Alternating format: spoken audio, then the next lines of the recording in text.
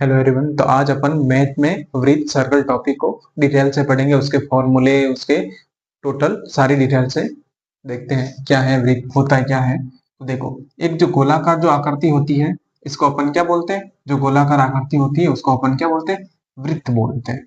अब ये जो वृत्त है, ये जो बाहर बाहर की जो ये परत है, सतह है, इसको बोलते हैं अपन 2 पाई आर। टू पाई आर मतलब वृत्त की परिधि। ठीक है। ये वृत्त का सेंटर मास, ये जो होता है वृत्त का केंद्र होता है।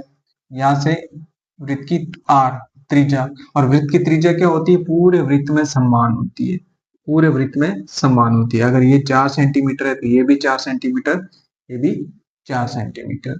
अब अगर इस वृत्त की त्रिज्या को मैं अगर आगे बढ़ा देता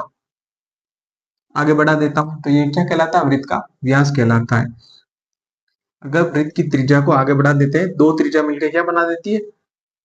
2r बराबर व्यास।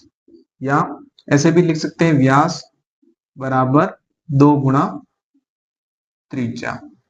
व्यास जो होता है त्रिज्या का डबल होता है।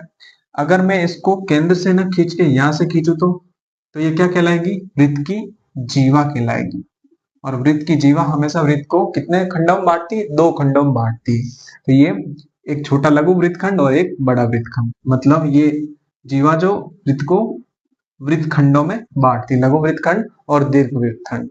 और त्रिज्या किसमें बांटती है? दो त्रिज्या मिलके, देखो, एक माना कि ये त्रिज्या R1 है और ये R2 है, ये इसमें बांट रही है, पूरे वृत्त को त्रिज्य खंड में बांटती है, त्रिज्य खंड में।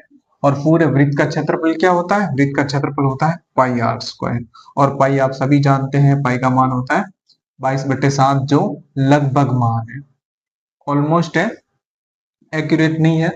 उसके बाद में वृत्त की त्रिज्या बता दी, आपको व्यास बता दिया, उसके वृत्तखंड त्रिज्यखंड बता दिया।